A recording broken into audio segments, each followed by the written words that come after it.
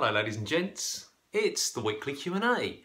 First question from Al, who asks, if you're trying to diet and you've got a night out with the boys or basically a night on the lash, can you up the cardio in the week to kind of like offset it? So let's say you're going to go and smash back 1500 calories worth of booze. Could you do 1500 calories worth of cardio kind of in the week leading up? You can do, but it doesn't, like, I wish our kind of bodies worked like a, you know, like a spreadsheet. You put 500 in there, you take 500 off there, it all evens out.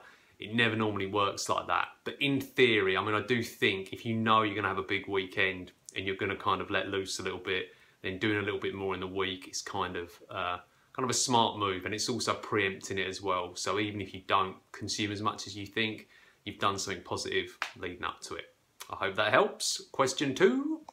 Second question is actually a discussion I was having with one of my clients, and she was struggling with just basically digestion, just feeling bloated after eating meals and certain foods. And she was kind of asking me, is there anything I should be looking out for? Now, first and foremost, I tend to look at something simple like meal size. So if you're having, you know, an 800, 900,000 calorie meal, it might just be the sheer volume of food that your body's struggling to cope with. So step 1, portion size. After that, it's kind of looking at what the meal consists of. So, you know, the usual suspects like gluten, wheat, dairy, just different food groups. Like if you notice you eat a certain food and you don't feel particularly good afterwards, then maybe you should limit consumption. But it really is a case of kind of trial and error. You can look at things like fibre per meal. You know, are you getting enough fibre, or are you overdoing it and you're actually getting too much? You know, some of the protein bars at the moment, they're kind of loaded with fibre, and if you have a couple of them, your body will tell you about it. So yeah, just have a kind of investigate it. Basically, if you notice you feel horrendous after a particular meal, have a look, see what it contains. Maybe you start eliminating certain foods just for, you know, a couple of meals and just see how you... Next question from Kate, who asked, is spinning a good form of exercise? Because it's the only class available to her. One slight problem though, she hates spinning. So first part of the question, yes, spinning's good, burns a ton of calories. If you're trying to lose weight, create that calorie deficit, no brainer.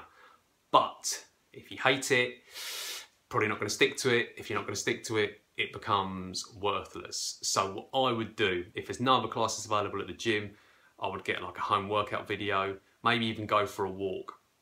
Do something that you know you're going to stick to, but also at the same time, you're going to kind of build a base level of fitness. So maybe once you get to a certain level, then suddenly the spin class doesn't seem quite as daunting. But maybe you're always going to hate spinning, who knows? But if you go there and you've got a base level of fitness built up, it might seem a lot more doable and a lot more enjoyable. Okay, last question. This one from Reese, who asks, what body fat percentage could you reach naturally without using the juice? The answer to that is, well, I would say it's somewhere between 4 to 6. Like if you really get down to like the absolute kind of essential body fat. But that being said, we're talking kind of elite level bodybuilders here, the majority of which probably will be using something first and foremost. And also, if it's a case of just seeing your abs and getting lean, then personally I think kind of if you're hovering around 10%, maybe kind of that 8 to 12% mark, you're going to be looking pretty good. So that's a good target. But that being said, I mean, we can't measure it. So it's going to be completely subjective anyway. Even the kind of the best measures we've got of body fat are kind of subject to error. So I would go by look first and foremost. And what you're going to be able to kind of maintain is going to vary from person to person. Some people can sit at 13% body fat, they've got a full set of abs, they feel fine, no worries. Others, they might have to get down to 8% to get that kind of look. But then again, if they can't sustain it, is it worth doing it? I don't know. It's the kind of question you have to ask when you get yourself down there. But don't worry too much about body fat percentage. Focus on where you feel comfortable, where you feel happy, and kind of assess as you go. But yeah, really good question. One other kind of side note to that, if you see people that are maintaining like a ridiculously low body fat percentage, there's a fair chance that they are, you know, potentially using something. So what is realistic for one person might not be realistic for you. So, and that's across the board. That's for everyone. A kind of a little take home piece of advice. Focus on yourself, get yourself in the best possible shape, and take it from there.